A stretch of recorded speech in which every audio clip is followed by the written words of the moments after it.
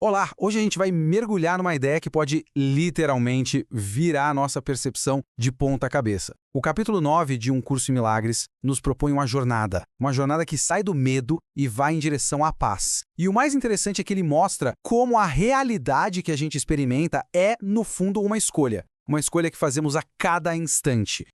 Então, o nosso roteiro de hoje está bem claro. Primeiro, vamos encarar de frente esse tal de medo da nossa própria realidade. Depois, vamos dar uma olhada nos dois guias que ficam disputando nossa atenção lá dentro. Na sequência, a gente vai repensar o que significa perdoar de verdade, descobrir por que a nossa salvação parece depender dos outros e, para fechar, vamos aprender a separar o joio do trigo, a nossa grandeza real daquela imitação que o ego adora oferecer. Vamos nessa? Muito bem, vamos ao primeiro ponto, que é talvez o mais curioso de todos. O texto nos apresenta uma crença que, se a gente for parar para pensar, não faz o menor sentido, mas que, segundo ele, comanda boa parte da nossa vida: o medo da nossa própria realidade. Pense bem nisso. Por que raios alguém teria medo de ser quem realmente é? É uma pergunta que dá um nó na cabeça, né? O argumento aqui é que a gente não teme a Deus, nenhum poder externo, mas sim o nosso próprio poder, a nossa verdadeira identidade. Mas como assim? Como é que isso é possível? Bom, a raiz desse medo todo estaria numa mente dividida. Imagina só, ter duas vozes gritando instruções completamente opostas dentro da cabeça. De um lado, a nossa verdadeira natureza, que é descrita como una, amorosa, poderosa. Do outro, o ego, aquela vozinha que insiste que estamos sozinhos, separados e sempre em perigo. O medo, então, nasce justamente desse conflito interno. E essa divisão interna nos coloca numa encruzilhada constante. A gente precisa escolher qual guia seguir. E cada um deles oferece um mapa para a vida que é totalmente diferente do outro. Vamos dar uma olhada nesses dois planos. E aqui está basicamente o resumo da nossa escolha de todo dia. De um lado, o plano do ego. O foco é no erro, no julgamento. E o resultado, invariavelmente, é pânico e confusão. Do outro lado, o plano do Espírito Santo. Olhar para além do erro, direto para a verdade. E o resultado disso é a paz. A cada momento, a gente está, na prática, escolhendo um desses dois resultados. Certo. Mas então, como é que a gente corrige essa crença na separação? O texto dá um nome para a solução: expiação. E não, isso não tem nada a ver com sacrifício ou punição. É simplesmente o ato de desaprender aquela ideia de que existe algo que é só para mim. É uma lição radical sobre compartilhar, que é exatamente o oposto da lógica do ego. E isso nos leva direto para um campo de batalha fundamental, o perdão. A forma como cada um desses guias lida com o perdão é o que vai determinar se a gente vive em paz ou em conflito constante. E os métodos deles são literalmente opostos.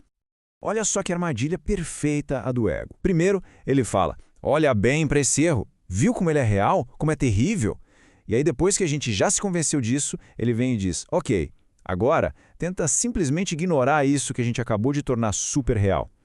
É a mesma coisa que pintar um monstro na parede e depois tentar não olhar para ele. É uma receita para o fracasso, para uma culpa sem fim. A alternativa é radicalmente mais simples. O Espírito Santo nem entra na discussão sobre o erro. Ele não analisa, não julga, não condena. Ele simplesmente olha através do erro, direto para a verdade que está sempre ali, por trás de tudo. E ao fazer isso, o erro perde toda a força, ele se torna irreal.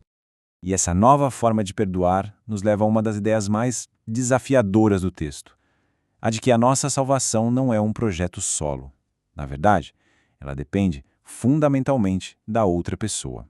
A ideia aqui é que quem decide a mensagem que vai receber somos nós mesmos. Se a gente olha para alguém e escolhe ver só os erros, as falhas, é exatamente essa a mensagem que o universo devolve para a gente. Mas, se a gente escolhe olhar além disso e ver a verdade naquela pessoa, é isso que ela vai nos mostrar de volta. A nossa percepção é o que define o canal.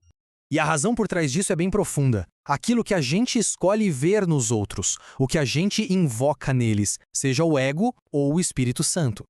É exatamente o que a gente fortalece em nós mesmos. Por quê? Porque, num nível muito fundamental, nossa identidade é compartilhada. Aquela ideia de um eu totalmente separado de um outro é, segundo o texto, a grande ilusão original. E por que isso é tão importante? Porque vira de cabeça para baixo toda aquela ideia de uma busca espiritual solitária. Não dá para se encontrar sozinho. Não dá para encontrar alegria sozinho. A gente desperta ao ajudar o outro a despertar. A nossa jornada de volta para casa é e sempre foi uma jornada em grupo. E quando a gente começa a aceitar essa verdade compartilhada, o ego joga sua última carta na mesa. Ele nos oferece uma imitação barata da nossa verdadeira grandeza, algo feito sob medida para nos manter presos na ilusão.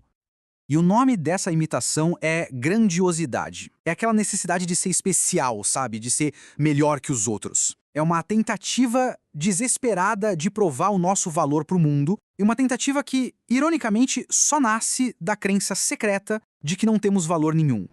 A escolha não podia ser mais clara. A grandiosidade do ego é sempre competitiva, baseada na separação e resulta em orgulho, que nos isola. Já a verdadeira grandeza é pura abundância, é compartilhada e nos leva ao amor, que sempre volta pra gente. Uma aprisiona, a outra liberta. E aqui está a solução final para o dilema do ego. Não precisamos lutar contra ele. A nossa verdadeira grandeza, que é um fato, é a própria resposta de Deus. A luz não briga com a escuridão, ela simplesmente desfaz com a sua presença. A verdade, sem esforço nenhum, substitui a ilusão. E tudo isso nos leva a essa conclusão impressionante. O próprio Deus é incompleto sem mim. Isso muda completamente o jogo, não é? Não somos pequenos nem insignificantes, somos uma parte essencial do todo. E se essa é a nossa verdadeira identidade, a questão que fica no ar é: o que vamos escolher acreditar sobre nós mesmos a partir de agora?